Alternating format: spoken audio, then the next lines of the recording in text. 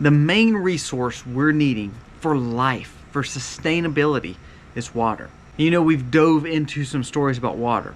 Well, today we're going to talk about the severity and the scarcity of water, how we classify water. That's a very broad subject. So let's jump into it today. I think this is going to be a good video because we think we always have access to it. That could be changing. Let's jump into it. This video starts right now. So hold me tight through the night.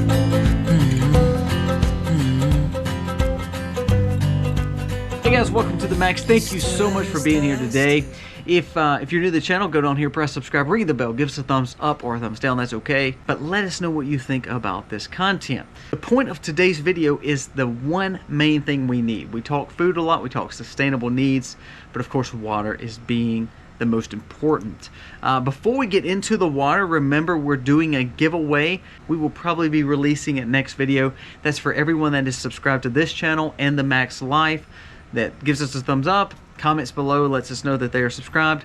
You will be entered into the giveaway. It's free of charge to you. All we want to do is say thank you for being a subscriber to both channels. So now let's jump into the content dealing with water. So we know about 3/4 of the world is covered with water. I mean, it's 70 to 75%. We know that. That's something you should have learned in school. However, of that 75%, less than 3% is considered fresh water or usable water for us to consume or to use as humans. So we have saline water, we have salt water, but we can't actually ingest it. Now there is different processes of getting salt out of water, but it's a pretty expensive process, and also it could cause some more ecological issues and environmental issues, and we won't go in that today. But it comes down to it, we have access to water. The problem is the majority of it is unusable for us to consume. Now listen to this. Of the 2.5 to 3% of fresh water that we can actually use that's not salt water, only 31% of that is actually usable for consumption. So the other is fresh water. We can utilize it, but we can actually drink it. The rest is made up of groundwater and glaciers in the fresh water. So of the 2.5 to 3% of water that is usable for humans that does not have salt, only 31% of that is actually drinkable. That is actually less than about 1% of the water on Earth can be utilized for consumption. It's true drinking water. There's a study done that says that less than 1% of available water for drinking. Most of third world countries do not have the resource to provide safe and clean drinking water to its people. According to the WHO 2008, of drinkable water and sanitation, 885 million people have no access to safe water. 3.6 million people die annually of diseases from drinking unsafe water. Now, why did I go through this historical lesson on water? Here is the reason. We see gold, we see food, we see other things being utilized as commodities, being utilized for sale. Water has always been looked at, especially in first world countries and in developed countries, as just a right to life. You have ease of access to water. It's pretty economical if you're living in a city or in the county, or you have a well, pretty much very easy to get.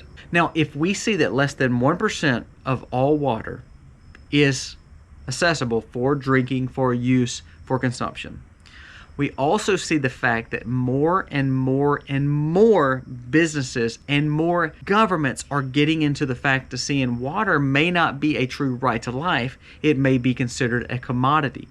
Now, when water is considered a commodity, what happens? It then becomes something that is needing to be sold.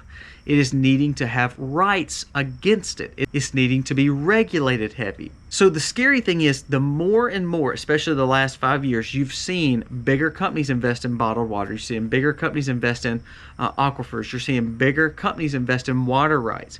You're seeing bigger companies invest in areas that have a stronger aquifer or a stronger spring heads. You're seeing more investment in those areas. We see billionaires buying more farmlands. Farmlands are fertile. Remember, groundwater gives us fresh water to drink also. About 40% of groundwater is water that we utilize for drinking. So if we see more land grabs, we see more water grabs, we see more big business getting into water, that water is not a right maybe for you anymore. It may not be a freedom to have water. It may be a commodity, and it may cost you more, and that may be a problem. So let's go through some scenarios here. One, we see government overstepping into water. How many of you live in liberal states that are seeing wells needing to be checked and see how much water you're utilizing? You've got some farms, especially like California, where drought really hits and they're not able to feed and water their crops or their animals. So they're regulating that. How many have seen their water bills go up? Unbelievable, that live in the city and also live in the county, because maybe they're using more than what is normal, or they're trying to charge you more. So it's not saying you're not allowed to have it, it's just saying you're going to have to pay more for it. We've also seen big companies that invest in bottled water. They're actually taking out of municipalities, and they're taking that water from its people in those areas and pretty much draining a lot of that aquifer, because they have the money, they have the means, they have the law and the regulation, because they can afford all the attorneys to get it done. But pretty much they can take that water and then bottle it and charge you more to actually purchase it at that point. As I said, we've talked before, bottled water is not actually too good for you, because they're putting in the cheapest plastic known to man, and they're getting it back to you at a very extreme high price. That's not counting all the chemicals that are going into our waters. Remember, less than 1% of water is completely usable for consumption. If we start messing with that and we start seeing more land and water grabs, we see more regulation, what about all that chemicals dumped? Are we worried about our groundwater that, again, is a big part of what gives us the consumption water to drink, to ingest?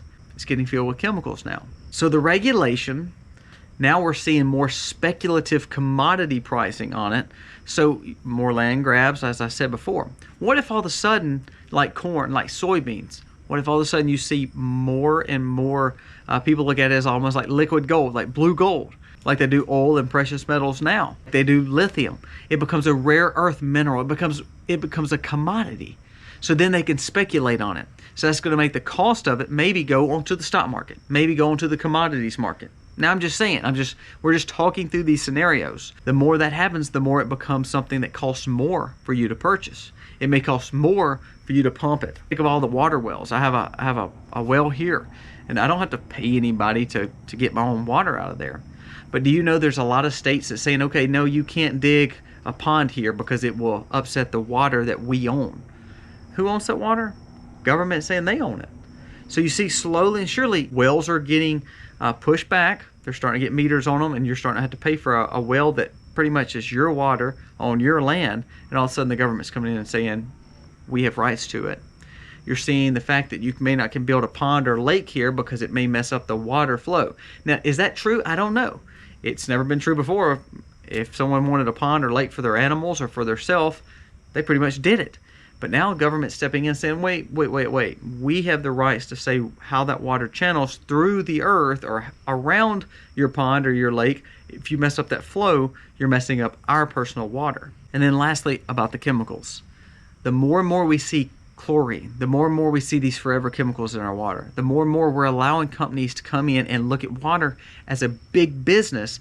They're then able to bottle it and sell it to you, saying that you're getting better quality water, and actually you're just getting the same water a lot of municipalities and cities are already utilizing. It's just now it's costing you more to buy it in a cheaper economic plastic that's probably not good for you. So there's a lot of risk when it comes to your water. So here's what I would challenge you to do. This is, again, I've got videos on water. We've talked about this lately.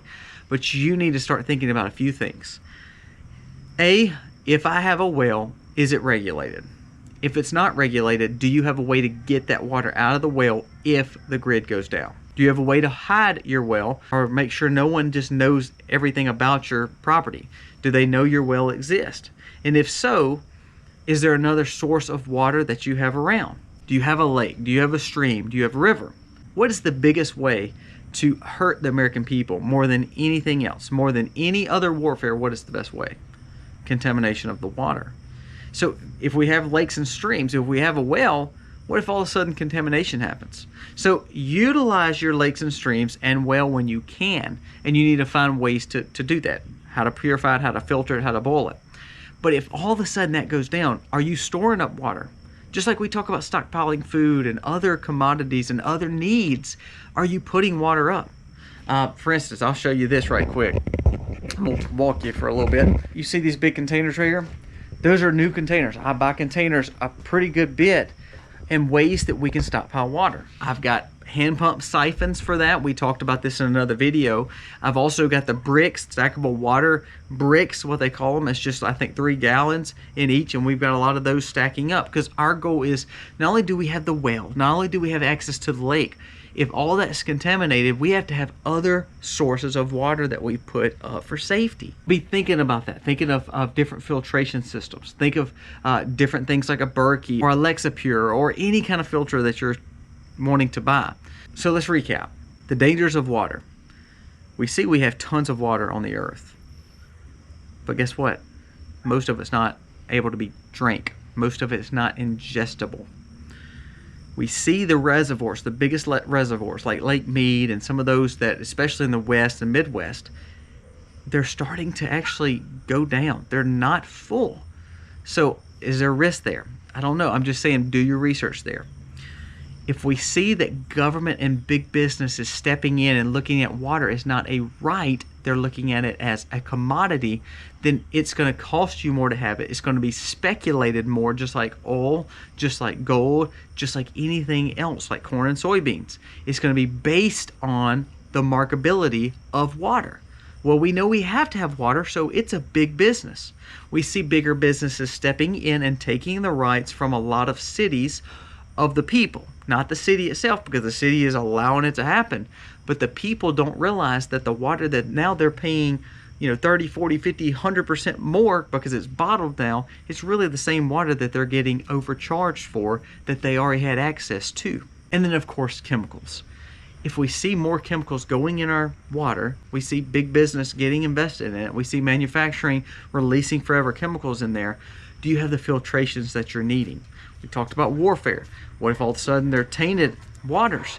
Do you have ways to put the water up? And if you don't, you need to find ways. Think of siphons. Think of life straws or Sawyer filters. Think of these big barrels like I've got. You've got to be thinking outside the box to say, okay, if I don't have access to that water, and if it's too contaminated, what am I going to do? We see that 885 million people don't have access to clean drinking water. Most important thing is water. Think through these few little scenarios that we talked about. You think that I'm trying to scare you. All these things have already been talked about. Read about it. Read about some of the stories of how the municipalities are allowing these aquifers to get dried up by these big companies. Read about how people are getting regulated wells. That's their wells, the money they spent, and all of a sudden now government stepping in saying, wait, that's our water in that aquifer. That's our water that we're regulating. Even though you pay for the well, even though you have the well, you can't pump that much out because this is our water. And then look at the states that are not allowing people to build the lakes and ponds anymore. 3-letter agencies get to come in and tell you where you can or can't put the lake and pond.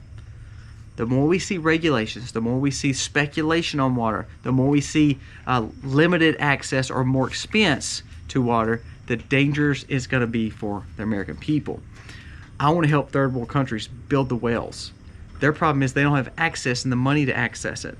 So we want to help them. The problem here is, are we getting so overregulated and so business oriented that we're allowing the people not to have the right to water anymore?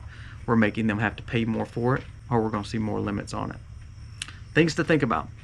Be preparing with your water. It's very serious. And without water, we have nothing.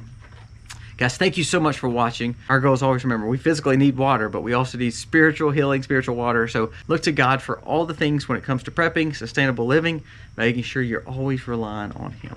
Guys, thank you so much for watching. God bless.